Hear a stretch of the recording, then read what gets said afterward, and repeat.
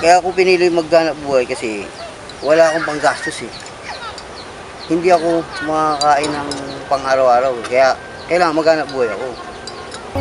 Hindi ko na alam ang gagawin. Palakad-lakad, dumadaing. Kumakalamasig mura. Teka muna, ako muna. Sige, halong katin mo ang basurahan. Dahil baka may makita pa tayo na tira pagkain kagabi. Paano kung wala magawa? Nakatulala buhay ko ay naging madali. Kung di ako iniwan lang, hindi man lang tinuro ko sana pauwi.